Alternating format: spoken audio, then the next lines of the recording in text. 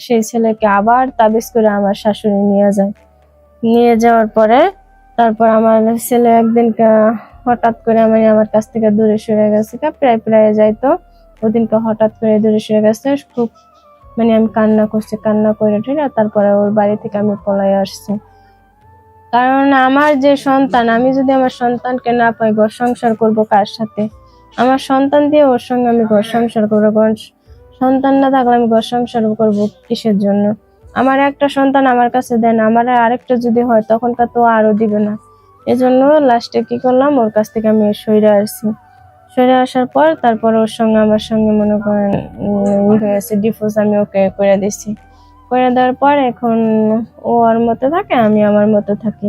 আসসালামু আলাইকুম গাইস, আপনারা সবাই কেমন আছেন? আশা করি সবাই ভালো আছেন। আমি শিলা আক্তার বলেছি। তো আমার বাড়ি হচ্ছে কুমিল্লা। তো দর্শক, আপনাদেরকে সামনে নিয়ে আসছি আমার বাস্তব জীবন কাহিনী। তো যে কোনো মানুষ তো দর্শক বাস্তবে গল্প বলার জন্য তো আসছেই মিডিয়ার জগৎ, অবশ্যই আমিও আসলাম আমার জীবনের লাইফে।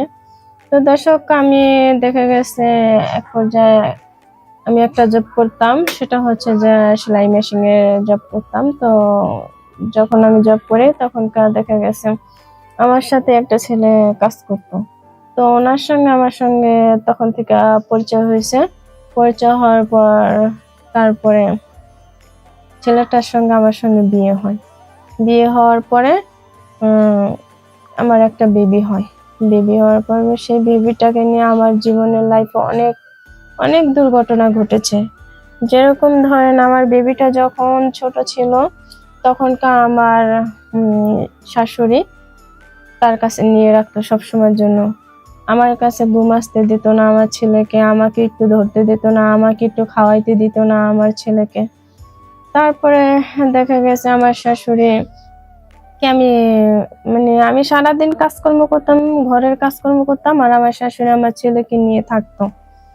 আমি তো বুঝতে পারতাম না, আমার ছোট বয়সে বিয়ে হয়েছে, তো এজন্য আমি কিছু বুঝি না। আমি তো সরল সোজা মনে, দেখা গেছে আমি তাদের কাছে দিচ্ছি, দিয়ে আমি ঘরের বাইরে সব কাজকর্ম করছি, রান্না বান্না যেখানে যা লাগে সবই করছি। তারপরে দেখা যায় করার পরে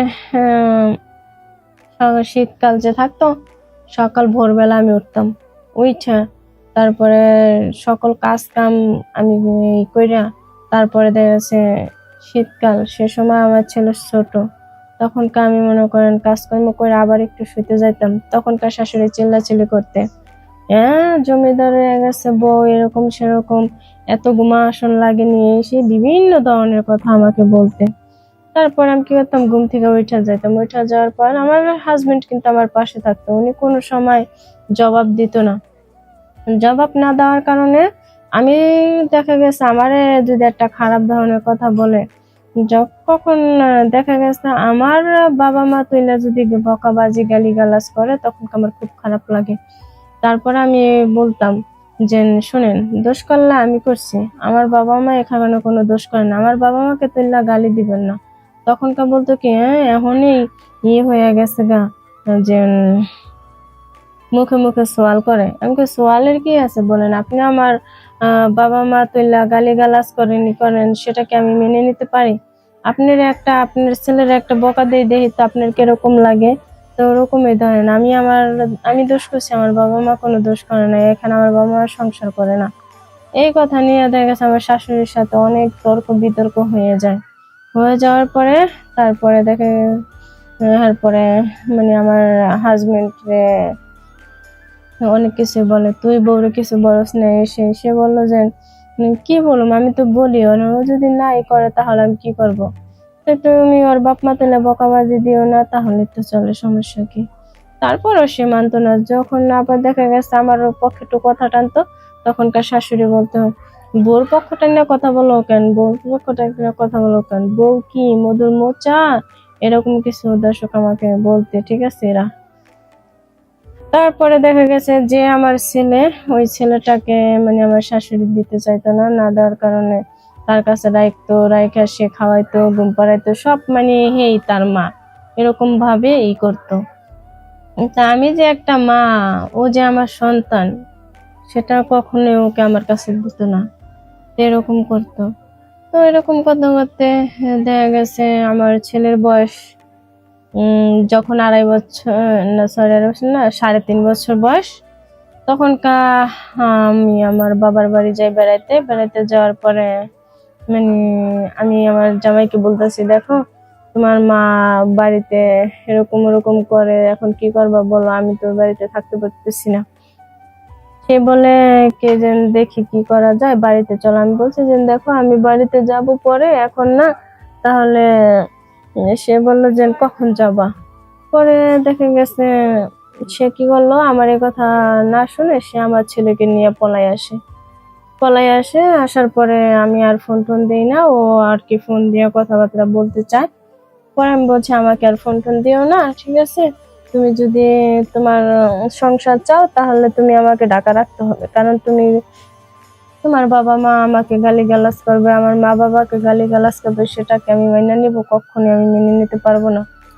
তুমি যদি দেখা গেছে আমাদের একটা ছেলের সামনে আরেকটা ভবিষ্যৎ হবে, তুমি যদি ঢাকা নিয়ে আমার থাকতে পারো থাকো, না থাকতে পারলে আমার কিছু করার নাই। তারপর এটা বলে আমি ঢাকা চলে গেছি।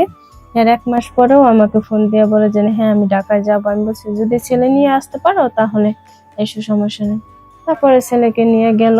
যাওয়ার পরে 3 মাস ভালোই কাটার পরে দেখা গেছে আমার যে শাশুড়ি আমার জামাইকে হয়তো মনে হয় তাবিজ করেছিল, তাবিজ কইরা উনি করলো কি যে ইসে নিয়ে গেল, তার বাড়িতে নিয়ে গেল আমার ছেলের সহ। নিয়ে যাওয়ার পরে এখন তো আমি ফোন দেই, ফোন ধরে না, কথা বলে না। বাড়িতে যাইয়া থাকতে 1 মাস 1.5 মাস থাইকা তারপরে আবার ঢাকাতে চলে আসতো। চলে আসার পরে দেখা গেছে ছেলে তো এখন আমার কথা আর বলে না, ছেলে মা বলে একটা ডাক দেয় না, খুব কষ্ট লাগে তখনকার। হ্যাঁ, যার সন্তান আছে সেই বোঝে, ঠিক আছে? যার নাই সে তো কখনো বোঝে না মা আর যে কত একটা সুখ থাকে, সেটা কখনো মায়ের মর্যাদা বুঝতে পারে না। তারপরে দেখা গেছে আমার স্বামীর সাথে আমার সাথে অনেকটাই ছেলে নিয়ে গ্যাঞ্জাম হয়। গ্যাঞ্জাম হওয়ার পর আমি আবার দেশের বাড়িতে চলে যাই। তারপরে ও আর মার সাথে ঝগড়া কাজা করে, ঘর দুয়ার উঠাই দেওয়ার জন্য। ঘর দুয়ার উঠাই দেয় না, কিছু দেয় না। তারপরে তো দেখা গেছে আমরা যা ভাড়া থাকি, ভাড়া থাকাকালীন তখনকার আমার ছেলে আছে একটা, সেই ছেলেকে আবার তাবিজ করে আমার শাশুড়ি নিয়ে যায়। নিয়ে যাওয়ার পরে তারপর আমার ছেলে একদিন হঠাৎ করে আমার কাছ থেকে দূরে সরে গেছে, প্রায় প্রায় যাইতো। ওদিনকে হঠাৎ করে দূরে সরে গেছে, খুব আমি কান্না করছি, কান্না করে ঠিক আছে। তারপরে ওর বাড়ি থেকে আমি পলাই আসছি, কারণ আমার যে সন্তান, আমি যদি আমার সন্তানকে না পাই, ঘর সংসার করবো কার সাথে? আমার সন্তান দিয়ে ওর সঙ্গে আমি ঘর সংসার করবো। সন্তান না থাকলে আমি ঘর সংসার করবো কিসের জন্য? আমার একটা সন্তান আমার কাছে দেয় না, আমার আরেকটা যদি হয় তখনকার তো আরো দিবে না। এজন্য লাস্টে কি করলাম, ওর কাছ থেকে আমি সইরে আসছি। সরে আসার পর তারপর ওর সঙ্গে আমার সঙ্গে মনে করেন হয়েছে, ডিভোর্স আমি ওকে করে দিচ্ছি। করে দেওয়ার পর এখন ও ওর মতো থাকে, আমি আমার মতো থাকি। ওর মতো থাকে বলতে দেখেছে আমি থাকাকালীনই ও আবার একটা বিয়ে করেছে, সেই বউ নিয়ে এখনো আছে। কারণ দেখা গেছে আমি ওখানে সুখ পাই নাই, ওখানে যে ওর জীবনে আছে সুখ পায় কি পায় না তা জানি না, কিন্তু শুনেছি বা বুঝি যা, ঠিক আছে, সেও সুখী নেই, মেয়েটাও সুখে নেই। দর্শক, যাই হোক, সমস্যা নাই।